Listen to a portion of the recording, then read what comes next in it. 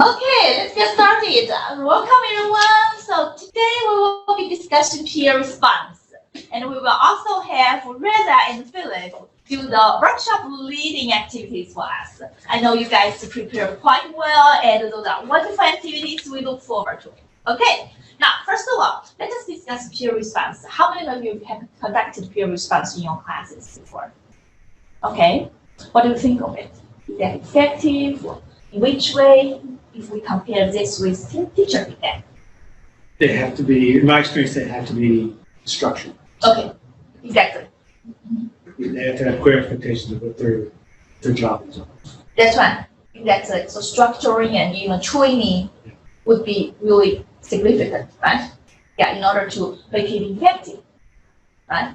So what specific, organization, arrangement have you prepared usually? I usually put up on the overhead, either as questions or what they're looking for, places of improvement. What is the find the thing. I mean, depends on the class, but there's always very, very specific things to look for, because then that way it's not, the pressure isn't on them to say, well, this needs to be improved. I asked them specifically, find a place that this needs improvement, find a place that this is good. Mm-hmm. So for me, at least, more specific. Yeah, exactly. So that to say you provide specific guiding questions for them to answer. Yeah. That is what I did. Just one session I had it, I call it the practice session. So I asked them to check their drafts inside the class, and then I helped them to find the things that they were supposed to do. Yes, while helping each other. Yes. Okay, so you model the response session. Very good. That's it. I put some questions on the board, and then even I classified the points that they were looking for or they should look for to find just on each other's papers and try to just reorganize them. And then even after that, then I asked some questions. Okay, some students, okay, now you have them, yes. So now let's correct them and let's change them. How would you change them?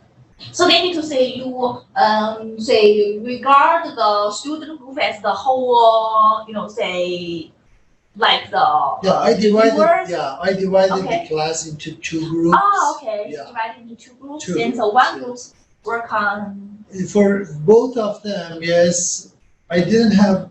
Now I think maybe it was better if for both groups I had just one paper, but for each one I gave one of the papers that I thought, okay, it needs some changes.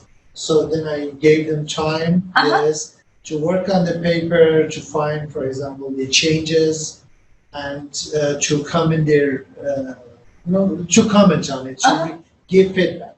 But after that, then I started explaining how you can give feedback, how you should comment. Yes, and even I made some PowerPoints and I took it into the class. And then after talking about the things that we had in the PowerPoint, then I asked them to revise their opinions or feedback or comments again. Great. So actually, you get a lot of structured exercise there, right? Yeah. And meanwhile, you actually schedule them through the process. But I have a question about these two groups. Why you separate it into two groups? How large is the group? Yeah, because I wanted to teach them, I put in two groups. Each group was about maybe 7 or 8 students. Yeah. Yes. But I think you can do with the smaller groups, for example, 3 or 4 students also you can do that. Okay. I did it because of the time. Yes. Because I just wanted to spend maybe about 15 or 20 minutes on that. Nothing more than that. Okay, so that is to say, you actually, at this stage, you feel like you just need to train them how to do the peer response. Yeah. That's why you have a larger group. Is that what you mean? Yes. Okay, but after you finish this training session, usually how large group will be I usually put them in 2 or 3. Okay, I got it. So that's good. So that is exactly what I'm looking for, because actually I'm thinking, usually we try to kind of restrict this group size, right? So we limit the number to, for example, 3. Well, what do you think? I mean, 4 can be a little bit larger to, I think 2 is perfect. That's Yeah, right. it's perfect. Yeah, I think For- 3 is okay. Usually we pair students off, right? And we have them do, say, they're, but if you do 3, that's interesting because students get a chance to comment on 2 papers. But I would Right. rather have pair work than rotate. That's right. I've done it in my class, I called it speed dating, but Uh-huh. they had 5 minutes. Okay. After they've read their paper, okay, you got 5 minutes period. And then you go see another one. Because that does 2 things for them. It allows more eyes to see their paper, and it allows them to see more papers. Exactly. Very good. So very good. So they need to say, finish this session and then you switch to another, say student So because there's a lot of rotation. So at the end of it, you've had 4 sets of pair work. Wonderful. Wonderful. See, it's very efficient, right? Yeah, it So- works really well. Very, very well. Good. They got a lot of perspectives then once they receive the paper, right? Wonderful. Great. Good. And one last thing, in case you want to do it for your class, they have a sheet of paper with them, and when they're doing peer review, it's me and you write down peer review on mine, you give it to me to look at. I take that piece of paper with me. Uh-huh. When we switch again, the next person writes underneath yours. So at the end of the session, that person has a piece of paper front and back with 4 different peer reviews. Yeah. Exactly. Very good. Wonderful. Let us discuss the important the guidelines here, and I would definitely say this is a little bit say short lecture, since you guys are familiar with it, and also we will do some say hands-on experience, some hands-on activities later. So I don't want to have a long lecture today. Okay, so first of all, let us discuss the benefits and the drawbacks of peer review, peer feedback. By the way, sometimes we call peer feedback, sometimes we call peer review, or sometimes we just call peer response. They are the same. Okay, so we should become familiar with these terms: peer feedback, peer review, and peer response. Okay, what are the benefits and what are the drawbacks? So I would like you to go through all these lists. So we have a list for the benefits, and also we have a list for the concerns. So if you talk about the benefits, then what should I talk? Okay, This is one of my slides. it's okay. You That's can definitely find a different way. And so if you'd like me to just go over it, then that's okay. Okay, yeah, I will definitely want to take a look at this list here, right? Is that the same list on page 219? Is that the same list that you selected? I use the old version. It is pages 117. Okay. Yeah, but it is, I think, the same. Okay, now let us take a look at it right now and to see where there is something that you want to comment, okay? So, 8 benefits are introduced here, right? The second, third, and fifth one Mhm. are kind of the ones that I look for when I do it a lot, is for them to reconceptualize their ideas Okay, and engage in kind of the exploratory talk. Because it's a first draft a lot of times. Mhm. And so they can explore their ideas and get feedback from their peers. that's right. And then the multiple sources of feedback is what I mean. Very good. And also it is low risk, Yeah. right? They, say, do not dare to, say they will say, okay, it's okay to make mistakes, right? And they definitely, especially for those shy students, right? They would speak out. And then it's, say have the peers express their feelings, their understanding of their paper, right? Yeah. I like the audience part because I noticed with my freshman comm students that they always write for the teacher every time. So they're always they think of you as the audience. Okay. So the peer response helps them because then they realize the sentences that are clear in general, regardless of if it's just the teacher, but it's coming from somebody else. So it gives them a more global idea of audience as not just writing for one person. Very good. So this is exactly the reason, one of the important reasons why we love peer feedback, right? It actually arouse the students' reader awareness, right? Very good. Something that I myself also learned, it was you get a kind of scale that it lets you how to analyze a paper. Yeah, Yes. that's right. Really, it is a skill. Yes, maybe you know, yes, but you don't know how to comment. Mm-hmm. You don't know how to give a feedback. Mm-hmm. But this, when you practice it again and again, after a while you get the skill, Mm-hmm. and then you can analyze better. You can give better comments. You know how to give feedback. Very For good. example, the paper that you were supposed to analyze, even I asked you the question. First of all, I couldn't do that. So I Okay. had to go to other people, read other people's comments, yes, and feedback. So then I think finally I figured out, or I got that skill. Now I know how to comment, yes, how to analyze a paper, or what should I analyze. Yes, Exactly. not exactly go, for example, to the grammar, yes, to Yeah, go to the that's content, right. to the organization. Exactly. Yeah, so actually in the training session, we really definitely want the students to comment on different perspectives, right? Different aspects. Do not just comment on the grammatical mistakes, right? And you definitely want to comment on the global issues as well as local issues. Very good. I agree. And also, I remember one of the benefits from the previous research studies is that the students, the English as a second language or English department students, even feel like this is a good opportunity for them to practice their language skills because they tend to, say use more appropriate expressions when you are engaged in these speech acts. That makes sense. For example, they need to actually say in a polite way how to, say praise others, how to critique others. They tend to learn better because in the past they feel like I even didn't know how to, say like what you said. Not only just the focus on these contents or say grammar, but also how to phrase, how to say express their understanding, and how to say engage and interact with the peers and explain in the appropriate and the grammatical appropriate way. Right? Something that I think Communication skills. especially for second language learners is good is because second language learners, when they write, they think that, okay, they're not good at writing. Mhm. And all the time they're afraid that, okay, the other students write better than them. But when they exchange the papers Oh, yeah. and they I know see, what you okay, what mistakes also Uh-huh. they're making, Uh-huh. they kind of get self-confidence. Uh-huh. Oh, this is not just me Oh, this is making common, mistakes. right? This Uh-huh. It is common. Yeah? Okay. So they kind of get confidence and then they write better. Okay.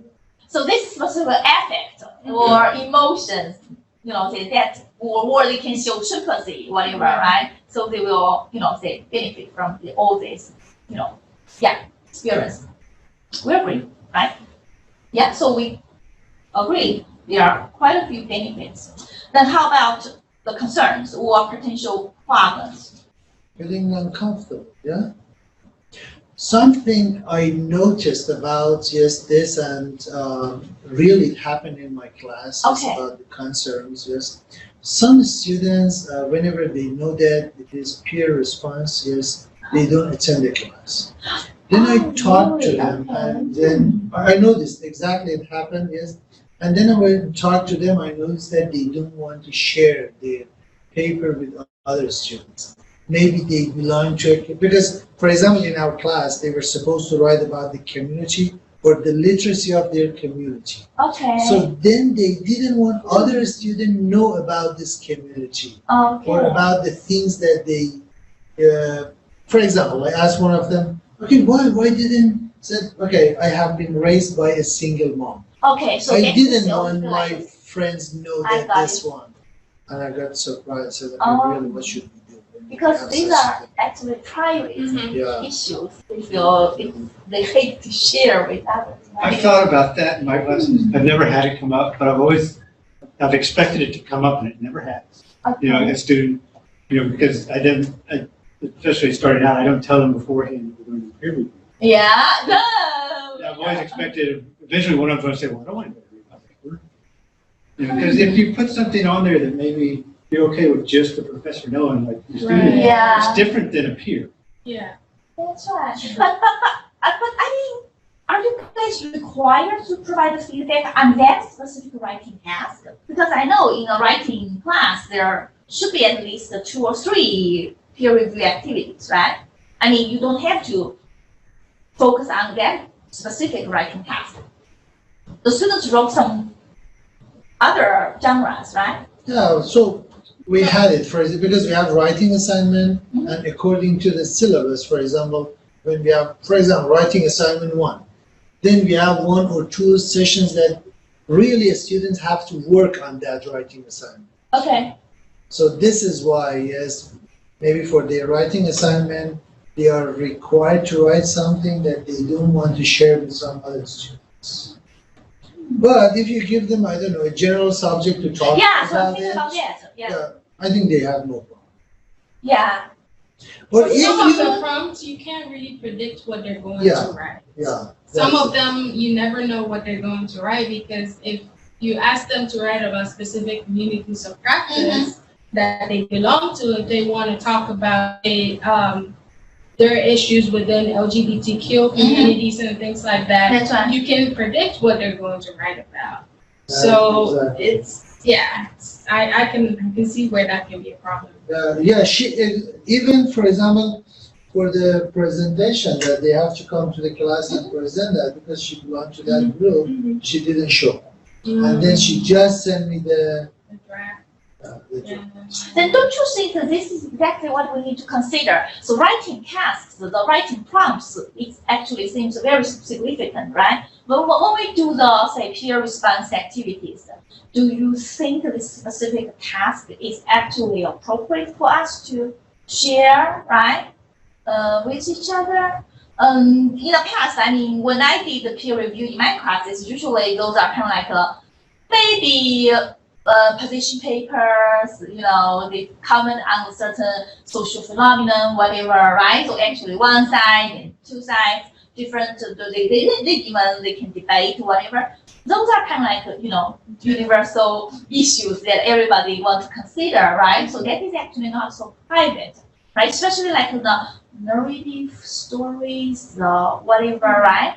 I seldom had that. I usually have them have their, say, as a journal or like a specific warm-up exercise in the very beginning of the class, right? So this is really good, say, question for us to think about, right? So think about the different genres. Think about the writing task that would be really best to achieve the goals. Because the goal is, of course, for students to actually say get to say familiar with each other and help each other scaffold throughout the whole process.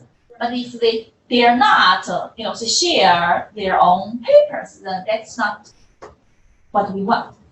Maybe a solution to that may be if we give them the power to say, choose a part of your paper that you feel comfortable sharing. I think the students will be a lot more open. Instead of sharing the whole paper, go through your paper and share with your partner which part that you would like to share with them. Then that way because I think it's an ownership type of issue where if they feel comfortable sharing it with their partner, then it'll be easier for them to accept critique to where, it's not like share your whole paper. They can still benefit from peer response, but still got their own, private parts. That is a long paper, right? But the overall structure, will be missing there, right? Just maybe if that is a sort of scenario or story that you want to share, right? Or that is also related to the grouping. Yeah. Right? Class dynamics can help that out a lot, though, because usually in every class, every student has 1 or 2 that they trust. That's right. I'm thinking about grouping. So you allow them to choose their partner. By the time you get to the difficult that is exactly what I did. Yeah. But again, it means maybe I can say 2 of them didn't find anyone that they trust. Okay. They send me the paper. And even, like you mentioned, certain communities, they know, they bond quickly. That's right.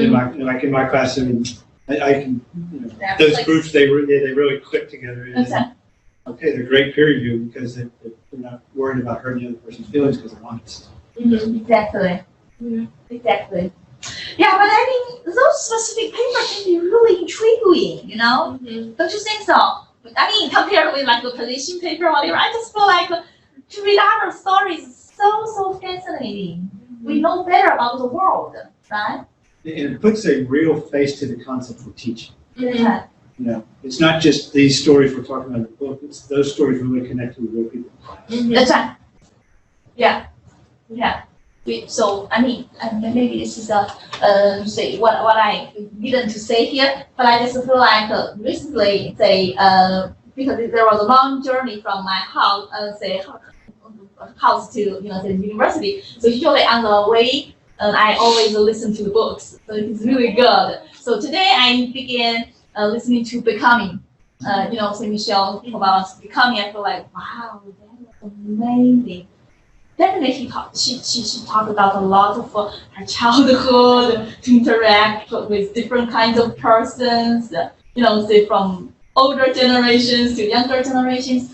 Wow, I just feel like I know better about American. So it's so good. Anyway, I just feel like we cannot say because of the students' fear of sharing with others their say stories or not so happy story, we'll try to encourage them to, say share, peer response, right? Yeah, think about that. So because I didn't encounter such situation as Reza described just now, but we always want to think of, in which way we can have these peer response activities effective, right?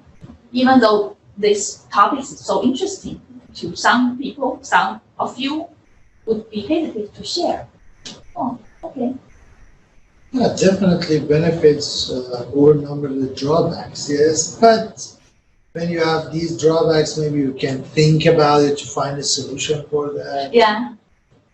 It can be, I don't know, a good subject for the later future studies. Oh, yeah. That's right.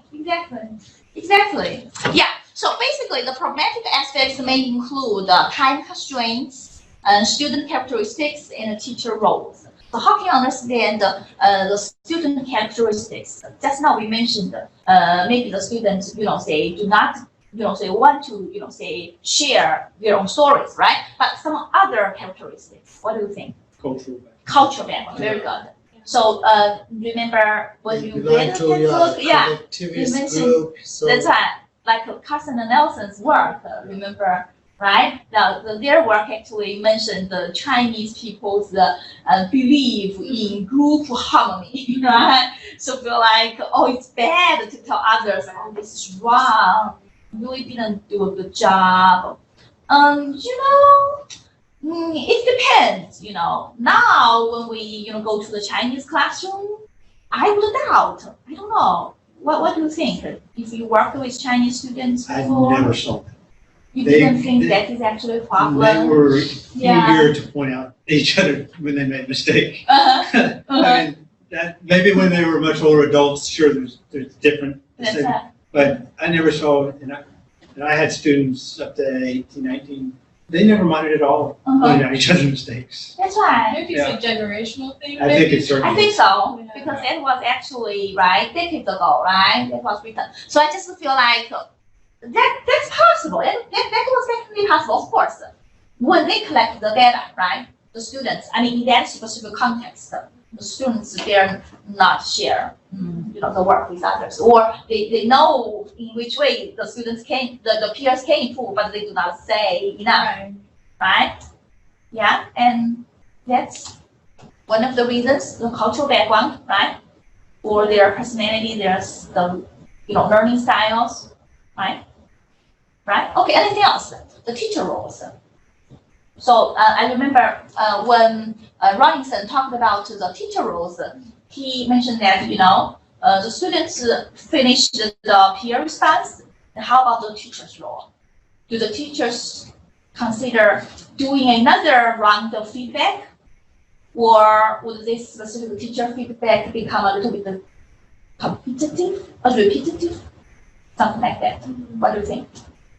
Or you feel you are not ready to make full use of or take advantages of this, say peer response. And this, for example, if this peer response session, the students only focus on the, grammar, just the error treatments. maybe the teacher should monitor the comments. Oh, you mean, This is what I think. Yes, maybe, for example, so because the students are not supposed to be perfect at commenting. So when they comment, maybe the teacher can later monitor the comments and to see the comments, especially the written ones, to see, okay, if really these comments are appropriate or not. interesting. I think that maybe if you have a set of questions, like when we're talking about last week, where students, before peer review, they have their partner's paper and the questions to where they're looking for specific things. That will curb that a little bit, because then they know exactly what they're looking for and not just focusing on error or lexical problems, but so it's like a questionnaire. Does this paragraph cover this content part? Does it? Then they have the check mark. So with it, they don't feel like, oh, it's the teacher says I should look at it this way.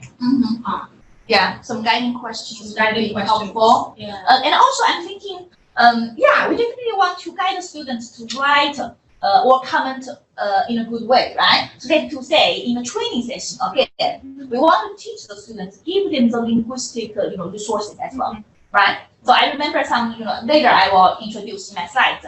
I remember previous studies even find out that, to train students how to write specific comments would be helpful in a training session, right? And later they will definitely have, say really good, helpful comments that can definitely help students revise their papers, right? Yeah. Okay, so the teacher flows are important, but somewhat difficult. Then there are three basic strengths here I want to introduce. One is peer interaction, okay? And by the way, Dr. Zhu is was my major professor. So she actually is an expert in peer response. And she had a lot of very good publications about how peers interact during the peer response sessions, right? And one of the papers published in so importantly, actually was really, I would say, contribute to the field, because she used the activity theory to analyze the stances and the factors that motivate students to do a certain or to perform a certain peer response in a certain way, right? So I think that is really fun. It's really, it's a joy. It's a really, a joy to read. So you can take a look at her work. And for this one, talked about the peer interaction in a freshman composition class again. That is very interesting because she focused on the interaction between the students of mixed groups. So that is to say, one of the students, possibly I remember there are 3 students in one group, and 2 are native speakers, and 1 was English as a foreign language or English as a second language learners. So how these interactions, occurred here, that was very interesting. How the students commented on their paper orally versus how they wrote their end commentaries are different, right? So can you imagine? So usually the EFL students actually were more active when they wrote those commentary, but when during the oral interaction, you can see those specific, EFL students does not have a lot of voice. They can never dominate the talk. But later, in a commentary, session, when they get a chance to write, and then they get a chance to, voice their opinions. That's interesting. And also, the second strand is about integration of peer feedback into revisions. This is really important because we don't want to just provide feedback on students' papers. We want to see exactly how these feedbacks benefit the students' learning. Don't you think so? So that's the reason why the second strand becomes important too. So you want to examine how these peer feedback are integrated into the students' revisions, right? How much they have already been taken into consideration. If the peers gave like 20 points and only 2 points were integrated, then would say this peer comment was not so effective, right? So definitely we need to think about how students integrate this feedback. What is a kind of a pragmatic or realistic way to integrate that into a classroom setting? Without, because how do you look at each and every paper and go back and look at peer review, match that up with the, one draft to second draft? Yeah. I mean, that's a lot of work for the teacher to integrate it on top of grading the paper. That's right. Especially if it's a large class, Yeah, right? so how do you integrate knowing this into how you? I basically for this work, I know usually they actually compare your first draft, compare their revisions, and of course refer to the final draft. Yeah. And then they actually closely examine that because these are the research papers. They actually collected, say kind of, say a lot of so large data set, but say reasonable amount of the data set, and then they definitely did that the same. That was a good question. That is a good question because you are talking about you as a teachers, right? How you can make this feasible in your class because you have already taken a lot of time focusing on the peer response or even like providing teacher feedback, right? Yeah. See, what I usually, when I do peer review, I do it a little different every time, usually just so it doesn't get stale. But a lot of times I'll have them, okay, you peer reviewed this person's paper. Tell the class to peer review. Okay. And then so I can visually make a note of, because it's 20 people in class. That's right. So I know that's what's wrong. That's what she said was wrong with your paper. That was her advice. And when I look at their paper file, I can take notes when they're doing their oral presentation and peer review. And so that's one way I do it. But boy, integrating all that into grading the plan, that's a lot of work. You know what? I think there is a really good suggestion because at this moment you don't think that you can handle all this, right? Why not just have the students write down like a certain short reflection and what specific comments have already been incorporated into this writing? Because they only need like 1 or 2 paragraphs and you get everything. Yeah. If you feel like this is not true, then you go back to check, right? But usually students do not lie, right? But you think that's a good idea. Yeah, why not? You just have like 1 or 2 paragraphs. It's definitely helpful, right? Usually they will say, you let them, tell you, for example, I analyzed the peers' feedback on my papers. They come up, so altogether they come up with, for example, 20 comments. 3 focusing on the grammar, for example, or 10 focusing on the grammar. 3, talking about my general organization, whatever. Give a big picture, and then you say, 12 out of 20 actually were successfully integrated into my paper, and why I didn't incorporate some other 2 because I feel, for example, the one is not correct. I know the grammar is not, say correct, whatever. You know what I mean? Yeah. So say whatever they try to justify successful how, in which way they interpret the paper into the final test. Yeah. I think that would work. Try that one. Yeah, I will. Yeah. I'm not lazy. I'm just trying to the burden, that's a lot. Yeah, I'm trying to think, that's a lot for paper. Go back and match up peer review comments to a paper. And also, this is actually highly encouraged because we teachers usually just feel like, okay, we're done with the peer response.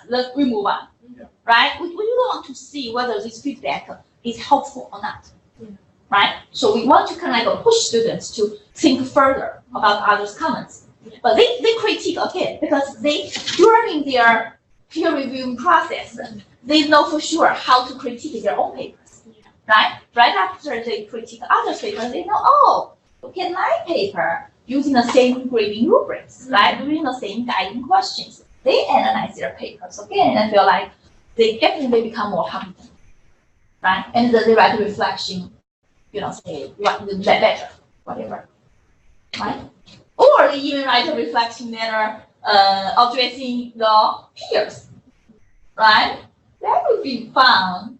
What do you think so? A letter to say, I appreciate whatever say you have offered me, but I want to discuss with you two questions here. Blah blah blah. So they elaborate on this the negotiate. Once again, we call about language negotiation. We negotiate the language, negotiate meaning negotiation, right? We negotiate the meaning. Okay, good question. Appreciate you three. I have a problem. That's right. Okay, so effective training on peer response. Also, there are some research articles that addresses the effect of training on peer response, because everybody believes that we need a certain training in order to successfully run peer response sessions, right? So exactly does this training help? Yes. So those are the say research articles that shows us there are some good effects of training. Okay. In which way you can train our students, and then you can find Min's paper. This Dr. Min actually is so good in peer response, because for her it has been over 20 years, I believe. She's still working on peer response. So this is so good. So she kind of focus on this field and focus on this area. And even last year when I attended the symposium on psychology writing, she still talked about her new research on peer response. Even this year, I know when I took a look at the program, she's going to talk further about peer response. So look at her. She definitely was actually focused on this and gradually maybe develop more, research questions to explore. And I just feel like these are really comprehensive. She tried to, discuss a lot of even like the tiny issues that occur in peer response, especially if you are interested in working with, international students. I mean, those specific work would definitely help. Okay. However, this is what we want to know. In the long run, the feedback helps the students improve their writing or not. So we need this longitudinal study that explores the effect of peer response. Like the teacher feedback or like the error treatment, right? So in the long run, does this help students improve their writing? Okay, so this is actually the research is scarce in this field. It's really hard to set up research. That's right. That's the reason. I think the only way you can track that is through Google Docs again. Because it'll be there for a long time, and you have to come back That's to right. college. That's right. If they're grad students to But look you would at have it, to if they're have- freshmen. That's right. You would have to have, because different teachers would have different feedback. You'd have to, That's right. you It'd to be have, tough to come. yeah, you really need the same teacher teaching over a long period of time Yeah. to compare it against, you know what I mean? Because just because a teacher says they do feedback doesn't necessarily mean it's good feedback, Yeah. So to set up that That's right. That's right. reliable study. It would be tough, yeah. That's right. Unless you do it in high school. High school where they have typically the same teacher from freshman year. Yeah. Private Oh, schools. really? No, Okay. we didn't. You I didn't? got a different teacher Oh, every class okay. every year. Oh, Well, I didn't. I had the same teacher. God, I get tired of that teacher. High school and usually we have the same teachers for 1 year, right? One year. Right? Then new teachers came to teach, right? Yeah, 1 year, Yeah. one subject, yeah. Right? We had the same teacher for years. For some reason, I actually think it is really not required here to say like we have to have the same teacher to do the teacher feedback in order to answer this question. Because I'm just thinking if you actually structure this, say your rationale of selecting what kind of teacher feedback, that would be good enough. So for example, what specific teacher feedback should be considered, right? Or what kind of teacher feedback should not be considered. And try to have a certain justifications, even though teachers change. I think that should not make much difference because we are talking about the effect of feedback in the long run, And we're talking right? student example- feedback here. Yeah, student feedback as well. Yeah, I'm thinking about that too. Yeah, I mean, Students are just so, I mean, they change, so, you know what I mean, especially Yeah. high school students. Yeah. Expecting consistency out of 15 to 18-year-olds. oh yeah, that makes sense. That makes sense. The age group, that's right. So, but I'm thinking more about the doctoral group because when I was a doctoral student, I remember we actually say studied in a cohort, a little bit different from here. I know. We actually learned from the very beginning. We call it lab, and we have level 1 through level 5. We love that a lot because we actually experience all this. Because in each individual lab, we provided feedback at least once or twice. So that is to say, for example, in the very beginning, level 1, we just get a big picture of what research would look like. And we search a lot of interesting journal articles that we are interested because we, of course, we have 6 in our cohort. And then we, each individual have a different topic that we are interested in, right? And then, of course, I will follow my interest in collaborative writing, and I actually search a lot of research articles, whatever, and then I present this field to others. And for example, I still remember we actually, provide feedback on our, final paper about, it's like, analytic bibliography and literature review. Basically, for literature review, I still remember the teacher, the peer feedback was so helpful, So, and that is step 1, and I remember in step 2, and we get a chance to, propose a certain research. And then we, of course, finish the research proposal. Then we, gather together, but once again, we have the, the instructor, the professor, who guides the whole, process. We always have one who assisted us throughout the process. Is that interesting stuff? Very good. So luckily we have Dr. Zhu again to assist the whole cohort, even though she was not a supervisor for other students, I remember, but she actually assisted all the students in the labs. So I remember in lab 2, we submitted everything, what we want to do as an research proposal, and we commented on that.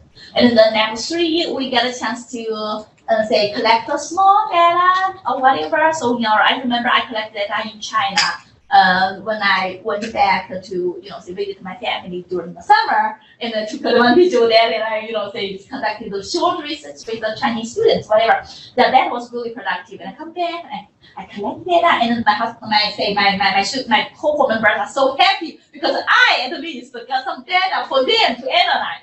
So that's very good. So we all together analyze my data, and then provide a lot of feedback. And then I still remember we have the coding schemes, and I try to propose. So you guys should focus on these coding schemes, and then you critique the coding scheme, which can be improved and which is successful for them. You know what I mean?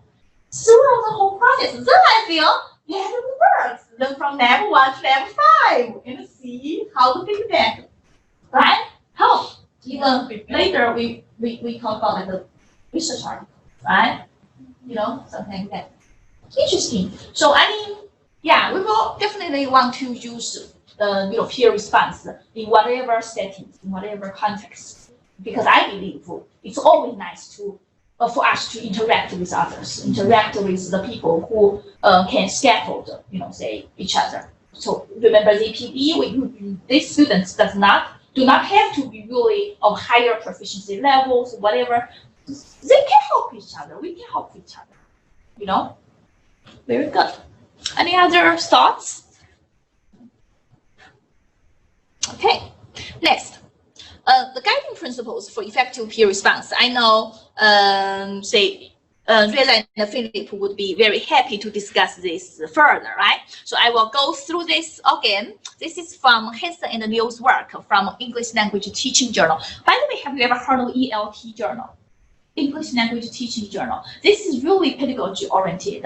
So especially for those who don't want to read a lot of research papers, go to check ELT Journal so quick. You just check this, like usually they are published.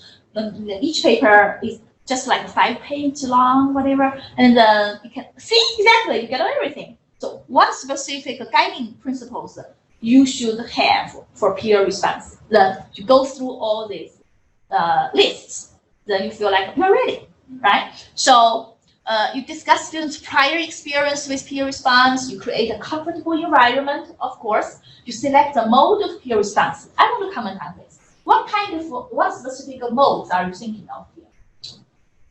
The modes of peer response. I think that we can teach them like the conditional instead of the imperative. I don't know if I'm thinking of mode the same way. The mode? As in like whether it's a video or. Yeah. Yeah, Oh, bit that's verbal or. That is exactly what they mean here. So I think they tried to tell us, we have different modes of peer response because, we really do not really just need this face-to-face conversation here. Of course, we can do computer-mediated peer response, or even the students work at their own home and do this, say remotely, But some of the research actually address students still come to the class and do for example, computer-mediated peer response using Google Docs. Right. They just need to exchange, their say, electronic copies, and then they do say individually, and then later, before the end of the class, they can meet together and have a conference together. So there are different ways, different modes of peer response, right? So I want to share with you my experience using Turnitin peer mark. Have you ever heard of that? Turnitin peer mark. So Turnitin seems like it's a pretty written, right, tool. A lot of composition teachers do not like. Turnitin. Oh, okay. We have Turnitin, Yeah. right? Especially we want to say, oh, this is not the original work.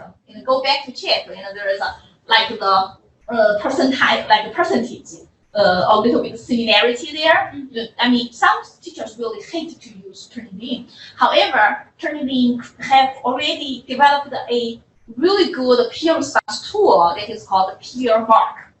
Okay, peer mark. And then I worked with the freshman composition students, when I was in Georgia, so worked at Georgia Southern University. That was so good because I just feel that specific platform was so effective. We usually instructors think about this activity, and we always have these grading rubrics ready for students to comment on. We have grading rubrics, we have the guiding questions as well, and all those were submitted to Turnitin peer mark platform, right? So that is to say, when they worked on their peers' papers, they just check these guiding questions, and meanwhile they can provide in-text feedbacks like the Word document. Does it make sense? So that is really good because if you do the face-to-face sessions, you have to have this student paper here, and then you have the guiding questions, and you go back and forth. It's not so convenient. But when you do the Turnitin peer mark session, and everything is just in that screen. So everything, so you can treat the errors, you can comment on global issues. If you comment on, for example, the general organizations, then you go back up to, the backup. So this is something that you can improve. So you can see there are basically two sides. The one is about the paper, and the one is about the, global, comments. I think that was very helpful. Again, technology helped us a lot. So if you like, you can check my, work published in compositions, computers and composition, and also language learning technology. So my colleagues, my colleague and I, created the specific task in our classes. So one is for mainstream students that I taught, and the other is for English as a second language learners that my colleague taught. So that was really helpful, I should say. Go ahead and take a look at it if you want to use technologies in the future. I checked the technology person here last year, and they said they are considering whether they would like to use Turnitin peer mark or not, because still, I didn't check back with her. I remember they mentioned that sometime this year, they would definitely be happy to have this ready say embedded under design journal. Because at Georgia Southern University, we use design journal as well. That would be really good because that is, I would say, that was really good tool for your students to do peer response if you want to try. At least have a new option, right? Do not always focus on the face-to-face conversation. We want to sometimes use the, technology-mediated feedback. Okay. Again, you want to create appropriate, response sheets. Also, you want to have enough students, have enough time to become familiar with the procedures. Let the students decide on the grouping rules. How can you understand this? The grouping rules. I let them choose. Okay, choose the grouping, choose their partners, you mean? Yeah. Because I want them to trust too, they're working. Yeah, good. And I think the rules even can apply to in which way they want to, comment or the timeline, right? Something like that. Like when the students need to, for example, or in which way they, for example, if there are 3 students in one group, as I did, then they can figure it out. They want to focus on which paper together, or they want to do individually in the very beginning. They can decide themselves, right? So there are some rules they can. So they become the owner. They actually their agency. They feel like the agency is so important, and they feel like they are even more highly motivated, right? So I think that would be helpful. And also provide students with linguistic strategies. This is what I discussed just now. You definitely even train the students how to write the comments, right? You provide some templates even how to write, okay?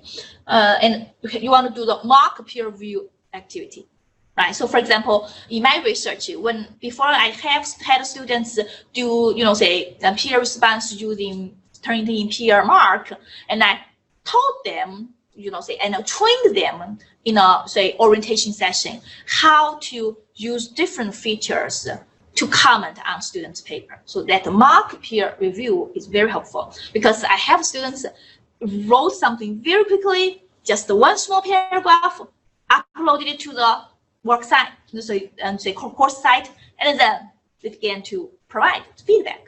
At least you can know you want to troubleshoot some difficulties, and the students figure out, oh, those are actually easy to use. Then they tend to use it when the peer response starts next time. Okay, so I think that would be very helpful. So during peer review, you want to encourage students to negotiate meaning on various peer comments, and you monitor student and group progress.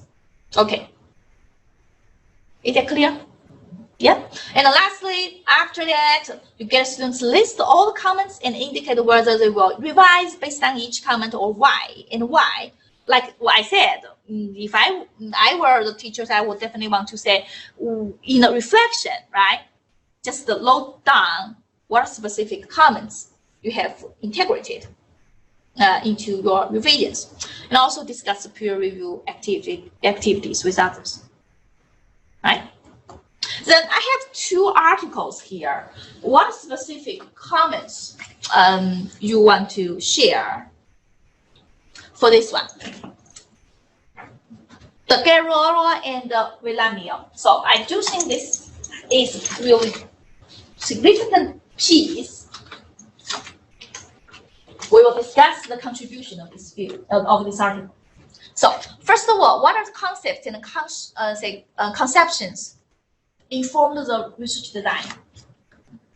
Social cultural theory. Very good. Social cultural theory. What are the concepts actually? ZPD. ZPD. Good. Anything else? Scaffolding. Good.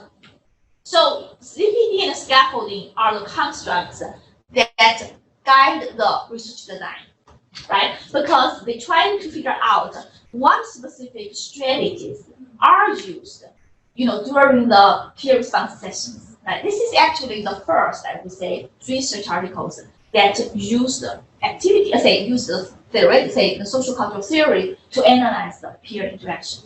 Right? As you can tell, judging from all these examples here, so there are a lot of excerpts there, right? So each individual excerpt represents each strategy, right? That's really good. How about the episodes? What specific episodes that interested you? Do you want to comment on one or two? Did you notice that there is a, say, coding scheme, the specific strategies listed here? That is actually page 53. It is from Leeds, 1991, 12 component behaviors of adult mediating interaction.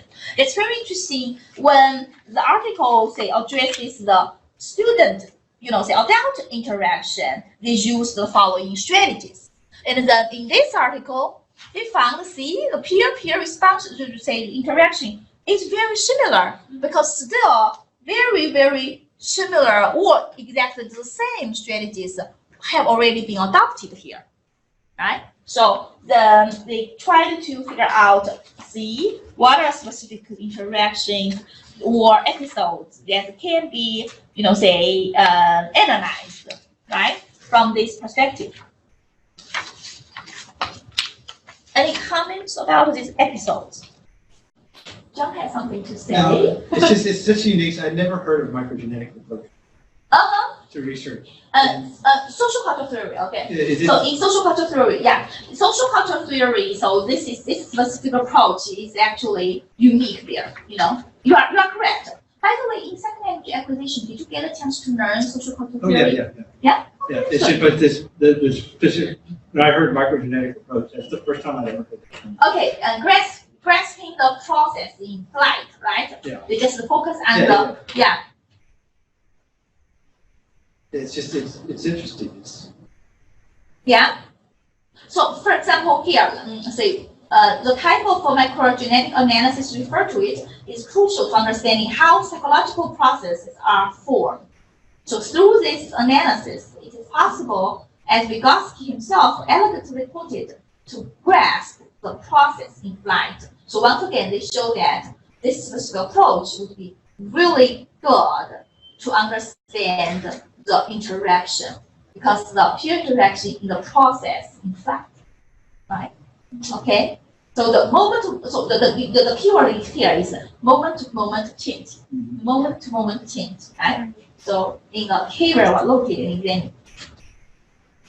I really like this study because it's like very scientific, where they take the thing like little slices of the data and just really hone into specific movement. Like one of the things that I found interesting was like how they found that for both that there are two episodes where the writer took the feedback, the peer feedback, but in the initial draft, and then in the last final draft, they reverted back to their first option, and they were saying like it reflects a self-regulated behavior, and that shows like that the student felt like their response, the first one, was better than the peers, and this was 2 episodes where the same thing happened. So I thought that was fascinating. Great. I actually feel this way or this analytical process is something that you can follow. Don't you think so? So when you do qualitative study, if you are interested in analyzing the the episodes, or like the that's like this is a little bit like it's a really good way for you to you catch this specific moment that actually just kind of like it's your aha moment too, right? So feel like, oh, exactly, I'm looking for this because I really want to test out whether certain strategies would work. See, this is exactly a good manifestation of this specific strategy, right? So in your analysis, when you do, for example, your research study, if you observe the students or even recording students' dialogue or their conversation, and then you have the transcripts, right? And then when you analyze the transcripts, you set a certain, say, coding schemes like this. We have the specific coding for, say, adult student, say, adult-child interaction. And then you figure out whether these would fit in some way, right? I think this is exactly what we can learn from. So I still remember when I read this article, when the the class read this article, when we were PhD students in first year. I still remember it was my first year, and everybody was so motivated. I feel like, oh, we are so scared to research like this. It was not difficult, right? But it definitely give us a new window to analyzing the interactions. So I still remember we actually discussed this article heatedly, in which way we can, use it for our own research. So I feel like it's really good, right? How about the contribution? Kind of the roles that people play, and what is more beneficial, the cooperative or the authoritative roles? I think the cooperative is obviously more beneficial. That's right. So it highlights the importance of the cooperative stance, right? Of the peers in peer response, right? And more importantly, I think the reason why I selected this for you, because this was a first research article that address peer interactions from the perspectives of social cultural theory, right? So now social cultural theory is really a really good theoretical framework for you to analyze interaction, right? So like me, when I did research on collaborative writing, and I actually kind of draw on this constructs, okay, repeat, right? Okay. What can you learn? Any other thoughts about? What's more, I felt like I got a better understanding of peer response. Because before I thought, we just give it to our students, they give comments, and then we're done. But now, I see it's a very complex thing. That's right. That can really give you some understanding into how students think and how they basically write. I think it's so cool. Yeah.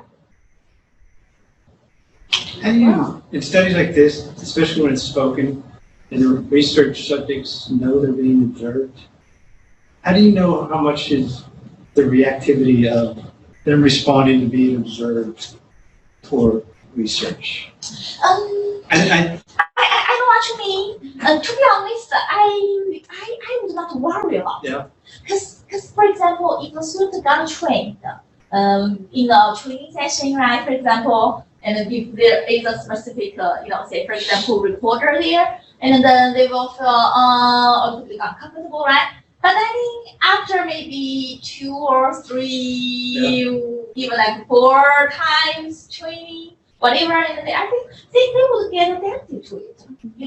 I still feel like these specific sessions can be really authentic, because I would not say just because of that specific machine I got so nervous, or even I do not demonstrate my knowledge there or whatever. I would not doubt about that. And I think even like with studies like this, I don't think it even matters, because you could see what works and what doesn't as far as within the conversations.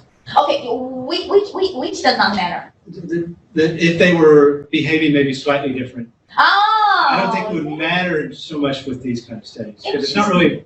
You're not analyzing this course. Yeah, it's not a behavioral study. That's right. So it wouldn't matter if they were trying extra hard, or even they feel even more motivated. Right. Yeah. Kind of and the result it would still show you what gives you good results.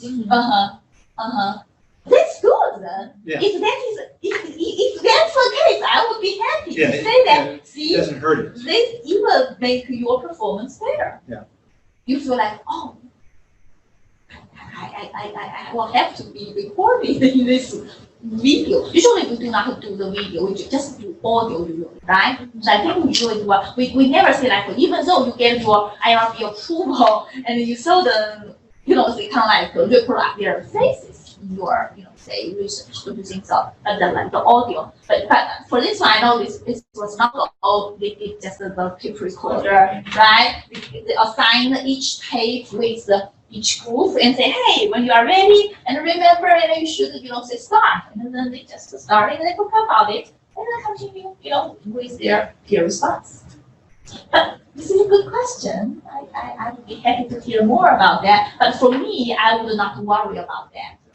Yeah. Then I would still encourage the researchers using such specific, say techniques, in order to catch the moment, the moment-to-moment changes there, right?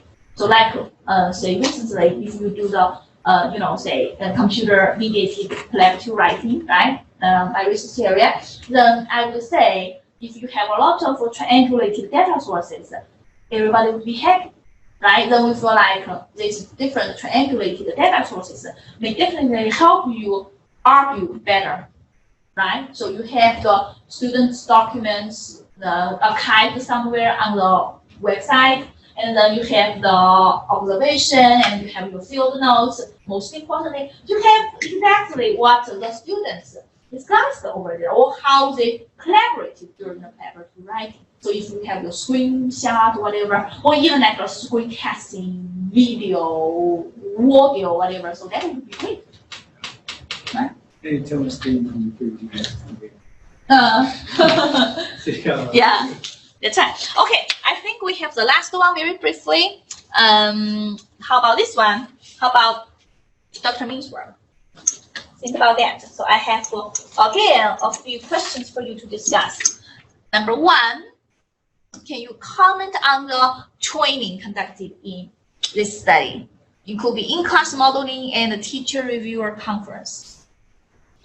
So she actually conducted the training, including in-class modeling, right? She actually tried to model the, say peer response. You can see some linguistic strategies here too, right? Even like the instructor articulated questions like, do you mean that? Are you saying that? Teach them how to question, right?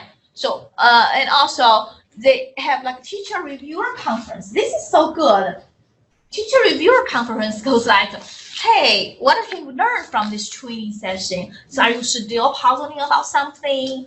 Or, say after I say trained you about the peer response, there are still some questions you may encounter, or some difficulties you encounter in peer response activity, right? So this teacher reviewer conference will definitely help those students to grasp the essence of peer response, and of course help them to do peer response better, right? Have you ever heard of that before? The conference, teacher reviewer conference. Right, they trained them already in the whole class. Then they do the individual conference. In which way you can improve as a reviewer? You said you did you trained your students how to do peer review? Yeah. In the whole class, yeah. I did it for 15 minutes. Uh-huh. That's what I did. Had you done it? Did you done the conference? No. Okay, so possibly, if possible, we can try. I didn't try the conference before, but it seems like that was very effective. It's very intensive. Yeah. That's right. So that's the reason I said, she has been conducting research on peer response for so many years, and still she keeps this same specific context, the same topic. That's really say detailed here, right? So what approach was used to addressing the revision quality? Have you ever thought of so many different ways to addressing revision quality? Let's take a look. So there are three important approaches here. When we analyze revision, you can analyze the type of revision, and she listed 5.9.1. Did you notice that? Yeah. So type of revision can include addition, deletion, substitution, permutation, in other words, rephrasing information, or distribution, consolidation, and reordering, right? And then right after your analysis of the types, you can also analyze students' size of revision. The size can be big, the size can be small. So for example, the smaller size, the punctuation word, the phrase, and the bigger one, clause, sentence, and paragraph, right? And also function of the revision. For example, the functions can be grammatical, or cosmetic, or texture, or some, say unnecessary expression or explicator, right? So again, these are so comprehensive, say information there. So once again, the different types of revisions help you understand how this individual peer feedback incorporated into students' revision. This is so detailed. Yes, that's my general thinking. Wow. Yeah. That would helpful. That would help us understand the whole process. But I'm not sure whether you yourself want to do it yourself when you deal with students' papers, right? Yeah. But if you have time, you can try and figure it out whether it would be helpful. But at this moment, the reason why I give you this paper is that I really want to show you in the field of peer response, even the analysis of revisions can be done like this, right? I would say that can be beneficial, right? So especially in terms of the, linguistic, the features, your analysis of the students' linguistic features as a teacher, right? So you can consider the size, you can consider the function, and you can also consider the types, right? Usually we can consider types a lot because we do think there are some overlapping there too, right? Okay, how were revisions analyzed in this study? What? You use different categorization schemes. Yeah. Yeah, I remember she have a certain term for it, right? Multiple trait, right? Something. She analyzed the revisions again from the different perspectives, right? So you use this multiple trait approach to analyze all these revisions at different levels, the revisions of a different function, right? And the different types. Okay. Okay, finally, what is the contribution? Based on this research, now we know that it's important to train students to give peer review because it helps them to sort of fine-tune the comments, because for most second language learners, they don't know the difference between like saying something and meaning something, it coming off differently, being perceived differently by somebody else. So if we train them using this method, then they not only think about the response that they're giving, but how it comes across to the listener, which is really wonderful. Good comment. And this is actually a really substantial work on peer response, so training particularly, the effective training on peer response. There were not so many articles that actually address its importance. Usually we talk about 3 or 4. Actually, I included there in the very beginning of 3 strands, as you can tell. So she actually is the person who really go into these details to analyze each individual, effects. Because she really did a really great preparations for all this work to, handle, right? So in the very beginning, she trained the students in which way, which would be helpful for the students. Right after that, not only modeling the whole class, not only the conference, you do the conference with the students, then she actually monitor the whole process of the peer review, process, right? And later, did this analysis. How can training be helpful? Right? Right after saying that, see, these revisions are actually substantial, and these students consider so much, comments, so many comments, and then their paper is of higher quality. So of course, training is very helpful, right? Okay, so let us have a rest. Let us have a 5-minute break, and then we'll come back and welcome Reza and Philip to do the workshop leading discussions. Okay, let us welcome Reza and Philip to give us the workshop leading about peer response. We will have some hands-on activities on peer response, right? So like last time, we will put ourselves in a student's shoes, and first of all, when we do the activities, we are students, right? Now, right after that, we will comment on these activities as a teacher. Okay, welcome. Thank you. Thank you. Thank you. Okay, so after reading some papers, and especially Ferris and Hitchcock book 2014, chapter 7, and also Kroll 2003 chapter 5, we came and we built up some slides, so let's talk about them. The first one is peer response. So let me ask you before going to the next slide, how do you define peer response? What does it mean when we say peer response?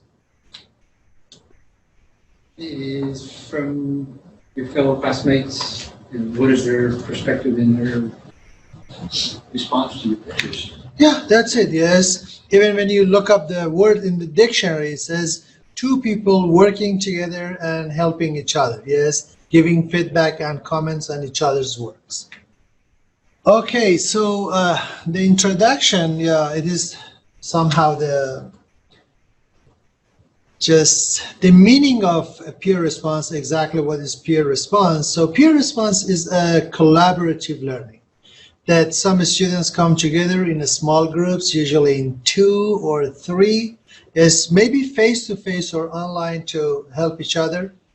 And they have some works, and especially here, so what we talk about is writing. So they help each other, they give comments on each other's writings. And it is an important activity. Why? Because it allows teachers to help their students to get more feedback, not just the feedback from the teacher, also feedback from different sources. And it is a form of cooperation, yes? So the students help each other, cooperate together, and yeah, that's it. Okay. So this study started in 1973 by Elbow, yes, especially it is a significant component of process writing approach. And what Peter Elbow says about this, I just put it there as a quotation. It says, especially he is famous for that writing, that the teacherless writing class. Yes. Peter Elbow maybe is the pioneer of that approach. This is what he says, the teacherless writing class tries to take you out of darkness and silence. It is a class of 7 to 12 people. It meets at least once a week. Everyone reads everyone else's writing.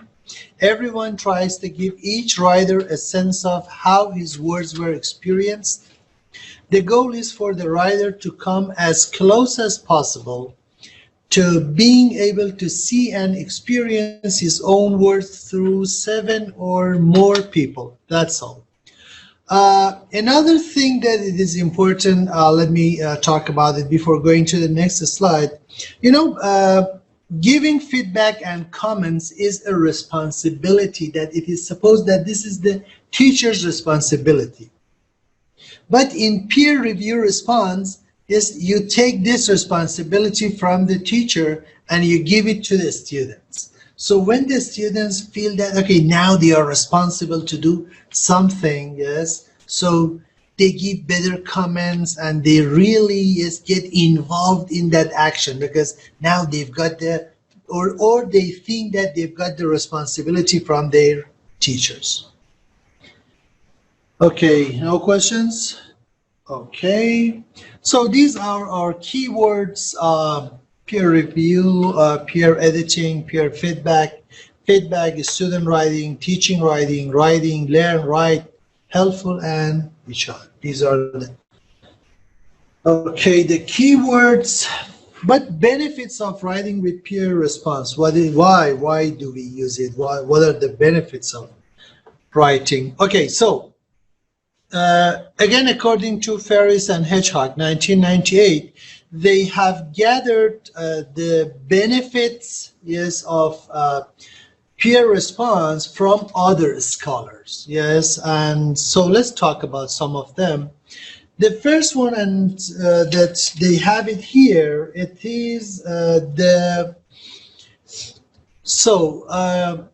students can take active role. What does it mean? It means that they become active. They learn how to plan. They learn how to plan their own learning, identify their own strengths and weaknesses. Instead of just writing, yes, they become, I don't know if this word is correct or not, they become planner or plan developer. And another one, it is peers' reactions. Students receive, yes, during the peer response activity or peer response, they receive questions, reactions, responses from other students. So what do? Then they use this reactions to reconceptualize their own ideas when they receive those questions and reactions from other students. And as Dr. Lee talked about it, yes, the conversation or the talk that happens between the students, yes, it is totally different between the conversation that it is between the teacher and the student. When the conversation is between the students, it is low risk and it is unrehearsed. Yes, the students haven't practiced that. When you're talking to your teacher, so you get prepared. Yes, even when he asks or she asks you the question, you practice, you think about the words, and even some words you want to put out. Yes, you're afraid you don't use them or you don't give those comments, but while you're talking with your friend, yes, you're free from those, yes, risks. So you put your comments out better. Yes, you're not afraid of being judged. You're not afraid of being, for example, losing your face. This is why you can talk better. And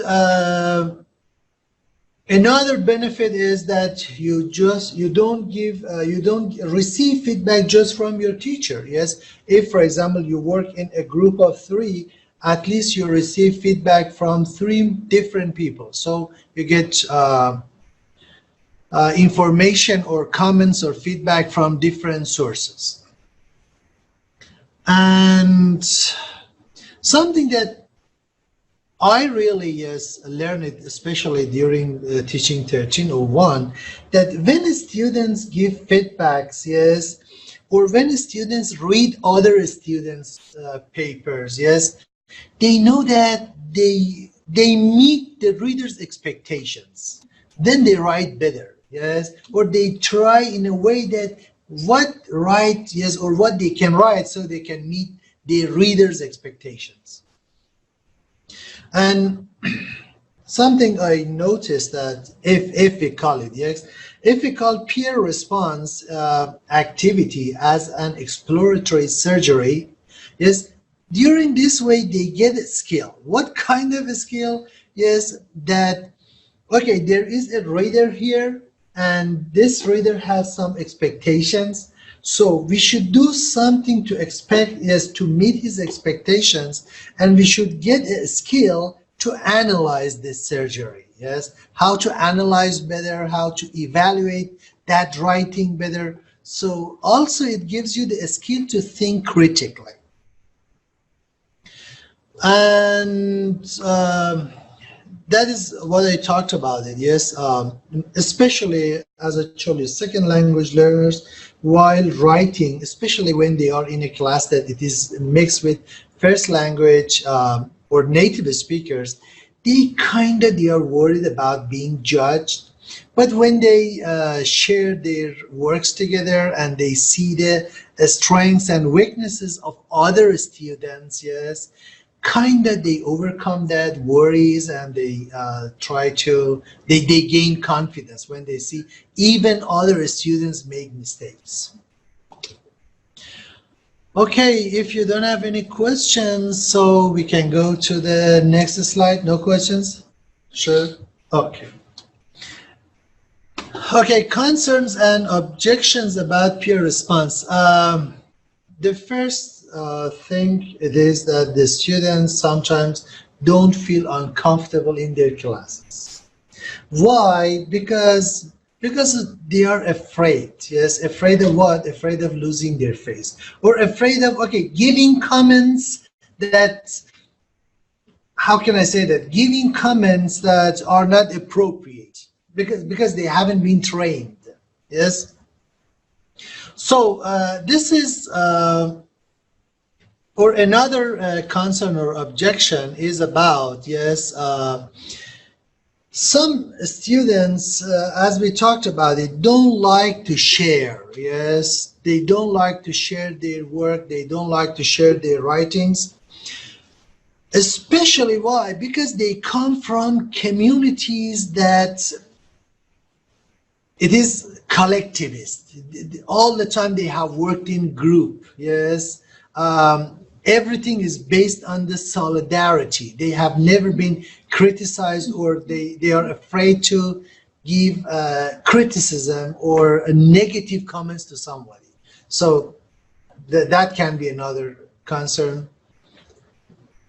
And the last one is, okay, in a class, maybe you've got about 30 minutes to 40 minutes to ask your students to work in pairs, and then they have to comment, so the time is really limited. Yes.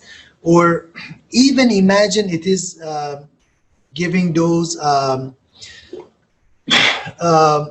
comments, yes, and you have that peer feedback or response every session. Again, it takes about a semester. Yes. But while I think this is an activity that it needs time. Yes, and it needs a lot of effort and time.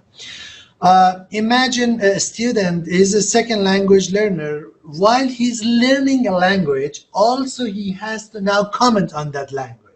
Yes, so it really makes it difficult for him. Yes, to match both. Yes, while learning the language, also commenting on the language. So it takes time and it takes effort. That's especially so. I think it puts a lot of responsibility on the teacher, so to train them, yes, how to learn the language and how to comment, yes, on the writings. Okay, so how to implement, yes, peer response, yes, so how to teach your learners, yes, what to do in class. So first you have to ask your learners, yes, to point out areas in text where writers need to add more detail or clarify an argument. Then learners may bring alternative viewpoints. This is what you have to teach your students, yes, how to bring alternative viewpoints into the class. Each student has a viewpoint, yes, so here, this is I think it is the job of a teacher or a trainer or a composition writer to teach the students, okay, you need to show your friend or your peer student how to have a different viewpoint, or to mix different viewpoints and write them down. And even the last one, for example, sometimes some students want to express something or they want to say something, yes, but they don't know how to say that, yes. Maybe grammatically they have problems, or maybe they have used some words that they totally change the meaning and doesn't convey the message. So here, yes, this is the responsibility of another student to teach him to change the words or correct that grammatical part, yes. But I think the main responsibility is with the teacher, yes, to teach that student during the response act or peer feedback to help each other to improve those problems or to remove those problems. There are some potential problems with this study, and one of them is that students don't bring their drafts to class because they don't want them to be shared, yes, Why? So we talked about it. Yes. Something that I have seen, yes, when students, we group them and they work together, yes, they think that if they comment something on the paper or to criticize the paper, maybe that will have some negative points for their friends. So what do? Just they skim it superficially and then just they write something, just they praise the paper. Okay, that's great. This is very, very good. But while there are some problems there, so they don't even they notice the problems, yes, but they ignore him because they don't want to make their friends lose face. And when we give, especially yes in our classes, so when we give questions to the students, we put the questions on the board and we say, okay, these are the questions that you can go and during working on the paper, you can find answers for these questions. So they think that, okay, these are the only questions and they should just answer to these questions, but they never think that these questions are for them to think about it. Yes, these are just some points that these questions help them to think critically. No, just they look at the questions as a mechanical, yes, thing, yes, or point, and just they follow it and they don't use their own creativity. Okay. So how to do that? So yes, not to face those problems, yes. Maybe first we should explain the importance of revision. If a student doesn't take his draft into the class, we should talk to him, yes, why we do that, why, yes, revising is really important, how valuable it is, and this is the criteria for the evaluation. We do this exactly because of this. If you revise your friends or if you receive feedback, it is because of you will get, for example, gain these advantages, and even we talk about the disadvantages, so it will help them kind of to feel comfortable, so even to be eager to do that, yes, not to escape from that. And we can have a practice session. We can teach the students when they learn how to give feedback and when they know about ups and downs of feedback, so then they feel more comfortable, and be sure that they will take their own drafts into the class, and even when they are not required, yes, they will help each other. They will, maybe for example, they will go to the dormitory with their own papers and they will try to help each other to revise their papers.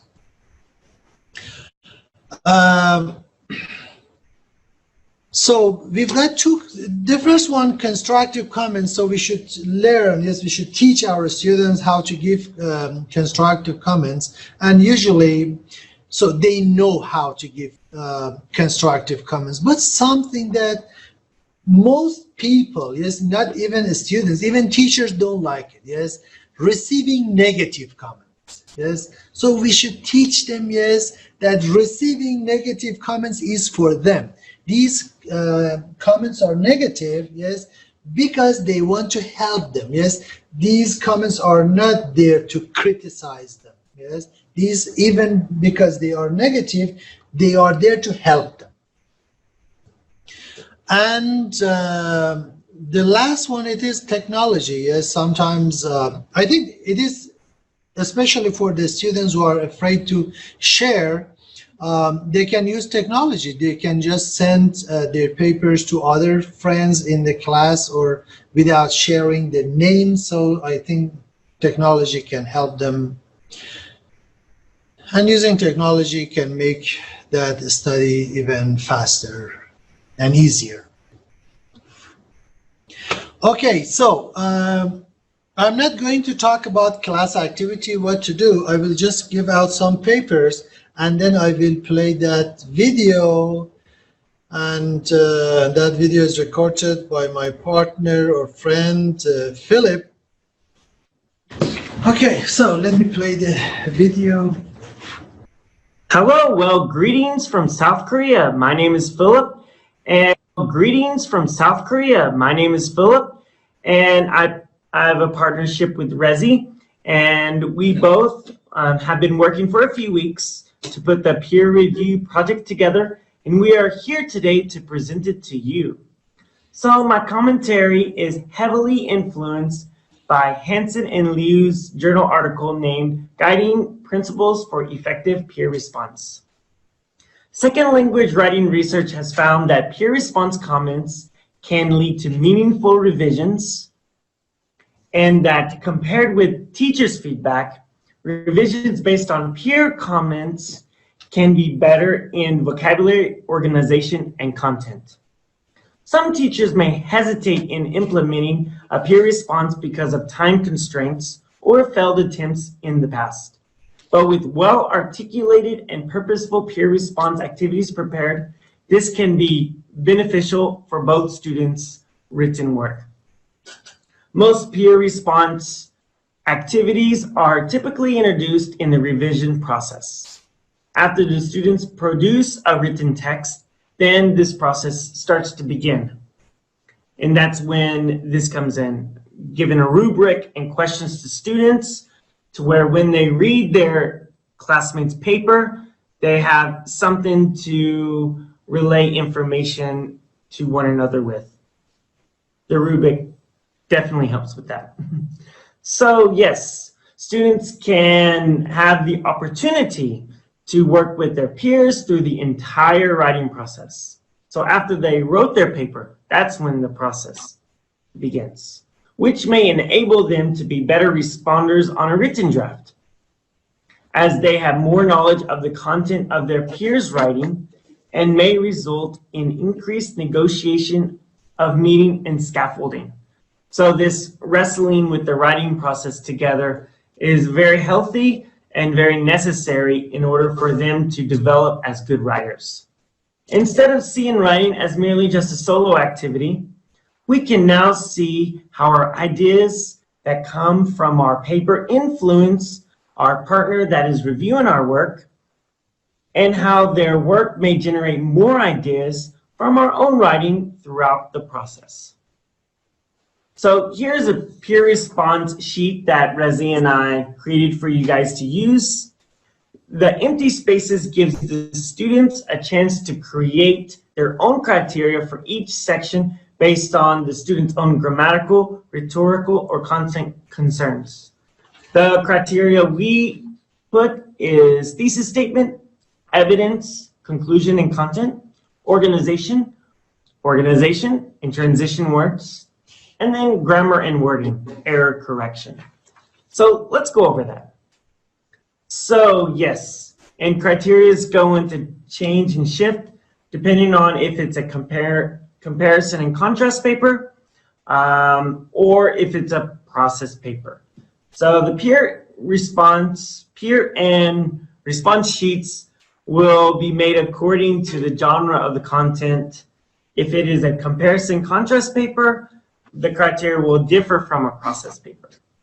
So if the paper is a process paper, like we had in mind, we kind of went by that by having a thesis statement, evidence, and conclusion, as I stated. The content will have the thesis statement, evidence that supports the claim in the thesis, which is the evidence column, and the conclusion would be suitable for this. So also, it is important for the writer to have a logical framework on how the content should be structured, with transition words that hint on what the next section will be about. So the transition section will be of vital importance. And yes, so we'll look at the grammar section, which involves closely inspecting the student's subject-verb agreement, verb tense, word order, and sentence fragmentation. So after marking the student's paper based on the grading rubric, now it is time for the students to get into discussion and ask questions to one another about each other's paper. So after they read each other's paper, now the process starts on the next step is meeting each other face to face, and discussing their views on on each other's paper, their opinion and how they, in their perspective about the paper. And these peer response questions kind of help guide them on this process, in this process. Let's do the first part. Yes, let's read the paper and then do the rubrics, and then we will go to the questions. Okay, should we discuss the rubrics or anytime? Okay. So, actually, should we discuss about the parts of the rubrics? Yeah? You decide. Okay, good. So, let's talk about thesis statement. What do you think about the thesis statement? For his paper. Yeah? Specifically. Based on the prompt? Yeah, based on the prompt. And so what do you think? For example, if you want to score, yes, this paper, yes, that you read, yes, what do you think about the thesis statement? Was it good, bad? How did he work on his or her I thesis? put 3. I put 3. Why? Thesis statement. Well, because in relation to the prompt per se, there's not much correlation there because it's harder to track it. He's trying to, or he or she's trying to connect how the choices. He starts off by talking about choices, and then he talks about the cultural differences, but doesn't really target. Have you ever wondered your place in the world? So from that direction, I may be wrong, but for me, it wasn't very clear. Yeah, to be honest, yes, I put 2, yes, because I cannot find a clear thesis statement there. Yes. Do you have any? I put 3 just because I think that's what the thesis is, but it doesn't really address the questions. Yeah. Yeah, and I wasn't sure thesis statement, meaning is it obvious where the thesis statement is, or is the thesis statement good? I'm not sure which one. You know, I just feel like this is so interesting reading.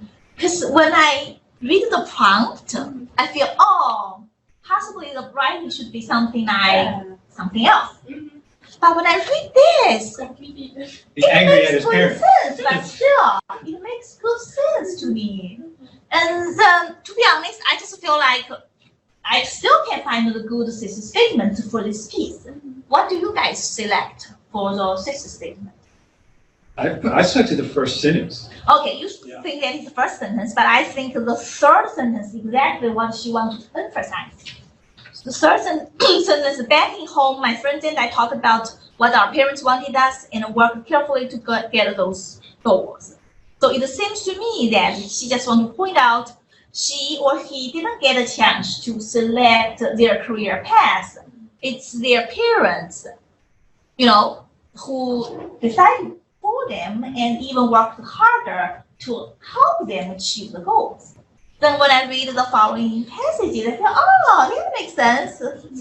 He or she gives the examples to see how the parents, kind of like decided everything for them, right? If I were to read this, I actually choose 3 for this paper too. I would never have guessed that the question was, have you ever wanted your place in the world? Yeah, me I too. would have thought, do Uh-huh. you think you should be, something along the line, do you think you should be able to choose your path? Right. That's right. That's the same thing. That's right. That's right. Okay, thank you. Let's go to the next part. So what about evidence? Evidence-wise, I put 2 just because he or she hints at it with the evidence, like my father is an engineer, my mom is an engineer, but I'm not very good at math, and so I don't think I should be an engineer. But how do I reconcile these 2?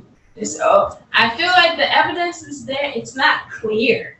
It's just not clear. You kind of have to infer So based on it. I put 2, I could even be talking 1. Because if we're going to go with life is harder when you have choices, it should be choosing a career is harder when you have choices. Because that's basically what his essay is about, is career decisions, not life decisions. Mm-hmm. So, Your choice. yeah, I could easily, if that's what the argument is, life is harder, okay, you show me that your career choice is harder. That's right. taking the parents' pressure on your choice is harder, but your life is not entirely, your life isn't equal to career. Mhm. So that is the focus is actually different. Yeah. So changing one word from life to career choice is harder. Yeah. What have changed? Yeah. Okay, let's go to the conclusion. I put 2, yes, for conclusion, because I thought maybe the author's conclusion is really weak. Yes. Exactly. I put 1. Yeah, I agree with that. Yeah, we just feel like it's not so coherent here, right? We just really feel like the company should actually restate this statement, right? And feel, that's not like the concluding at all. It seems like he's getting out of the time, That's yes, right. and Oh, this is maybe, for the IELTS yeah, exam. exactly. Just he wants to write something there to be considered as the conclusion part. Okay. It almost reads like how you could start it. I daydream about this dangerous journey of life as I go to the counselor's office. And then that's the beginning of the story. Yeah. Okay. You know, it's like, Okay. oh my God, what happens next? That's right. Then it just says, improve mathematics mark in applied engineering school. The end. So something to do with genre knowledge again. This is what we want to actually, teach the students, right? Thank you. So what about organization? Oh, I put 1 for organization. Why? Because it's the sentence, it's like different sentences thrown together. Some of the paragraphs, like the second and third paragraph, need to go into one. It's the same thing. And I just, yeah. I wasn't too harsh on organizations. There was some kept ideas together, I guess. I put number 3. I don't know why. Yes, but this is what I thought. Yes, I thought maybe he knows what he is doing. Yes, maybe he's not good at, for example, transition words, to use good transition words to organize each paragraph. Yes, he tries to, in each paragraph, to say something new. Yes, according to his level. Yes, so I thought maybe 3 will be good. I agree with you. I choose 3. The reason why is that I just feel like this thesis statement, if we agree, is that, we switched the topic already, right? Yeah. If we agree that the thesis is that, see, in our culture, parents have to decide this career goal for us. We just kind of like try to live up to their expectations, right? And then I feel this organization is clear to me. Because he gives his own experience and continue to even share the friend's experience, whatever, right? It's not a bad paper if it had a different, if the prompt was different. That's right, Yeah. exactly. Yeah. Could we move on, maybe? Yeah. Okay. Move on about next. Okay. Yeah. Let's go to Yeah. to the questions. Do you want me to play it to listen to the okay? Yeah. Paper, a question a student may ask, and why? So this question is important because it starts on a positive note. It highlights the features of the paper that really will resonate with the reader. So mainly, you're telling the writer the main idea and what he liked most about the writing. So question 2, was it clear from the topic sentence what the problem was? If not, what needs to be changed to make it clear? So question 2 clearly helps the writer know if they're at the very least addressing the problem they are investigating in the paper.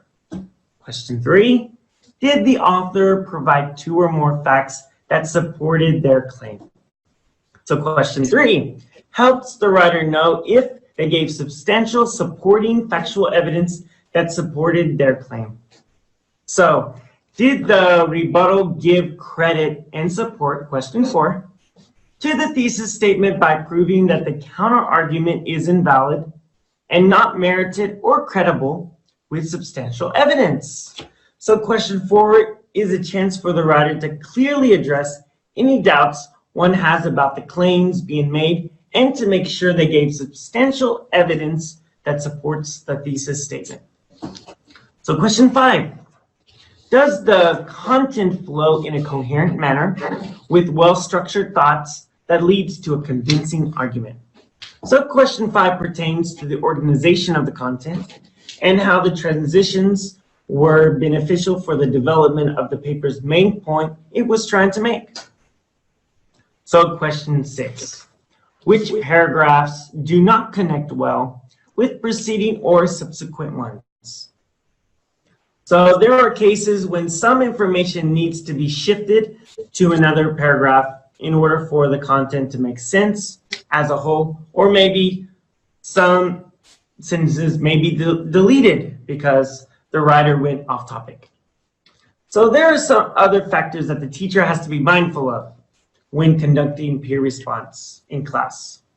The rules for grouping students should be flexible because a student may be absent from class on peer response day. All right, so that student may have to move to another group, right? So that's okay for my class. And I think it is a good idea to let the students lead in their groups because the overall main goal in a writing class is for the students to be autonomous writers. So giving the students the class time to discuss and having the teachers step back and observe will be a great opportunity for the students to build relationships and wrestle with the writing process together. So I really hope that when I implement this in my class, and I hope when you implement this in your class, that it will be beneficial to the students, and we as teachers must be well prepared to have a great execution on how we are presenting this to the students. And I wish you guys luck this semester, and thank you, Dr. Lee, for all your help and all your valuable resources you give to us each week. And thank you, Reza, and thank you, everyone. And if you have any questions, just leave comments below. And yes, take care, guys, and I'll see you guys online in class. Take care. Wow, this is actually impressive talk, right? Thank you, Philip. We enjoyed it. Seems like this is a face-to-face conversation, right? Wonderful, wonderful. So can we maybe have like 3 more minutes to wrap up? Yeah, or maybe, yeah. Yeah, okay. Or we can do maybe just some of the questions Yeah. if we don't have time, okay? Yeah, because I don't think that we have really a lot of time. We have like maybe 3 minutes, 4 minutes left, right? How about the response sheet? This would be helpful for us, right? So I would suggest that we actually definitely think this way now. We as instructors, would these grading rubrics and feedback, guiding questions help the students? Because we experienced that, right? You graded, we actually ranked their papers, right? So what do you think of those, the benefits or any? The benefit is it gives, well, it does a couple things. It has everybody doing the same thing. That's right. Mm-hmm. And it also, it prevents them from not just giving compliments. Yeah. You know, it says, would you like best? Fine. Was it clear where it was? If not, what needs to, did the author provide to it? I think there's too many of these, though, or could be answered if they want to in yes, no. Mm-hmm. You know, when I've done mine, I don't put no yes, no question. Because students want to get away with the yes, no. That's right. That's right. Now we're not teaching. Yeah, that's right. For me, I think that sometimes when we write, we have like authorial pride a little bit. So when you have 2 or 3 or 4 people, and out of that group, 2 or 3 are saying the same thing, there has to be some truth out of it. So it's easier to take critique when it's not coming from just one person, when it's multiple sources. And so I feel like it's still beneficial for this writer if out of the class, a number of people are saying the same thing. You need to add transition words, you need to, so then it stands out more to them that this is something that we need to do. So these rubrics are actually great, right? So we definitely benefit as students. right? And each, say perspective be helpful for the students, right? Okay, thank you very much. Thank you. Thank you. Thank you. Well done, Reza. Thank you. And you got your name right at the end. Yeah. You did. It was wrong first and right. Oh, yeah, that's right. That's right. Great job. For some reason, I just feel like maybe you guys can, next time, maybe you guys can actually leave a little bit more to the workshop, right? I mean, the hands-on activity. Yeah. Because usually, we have really a lot to say, right? Especially right after. These are Sure. excellent activity, right? But we feel like, oh, maybe if we have more time to work on it, and as students, right? If we actually go through all the process, then later we can definitely benefit more from our reflection as teachers.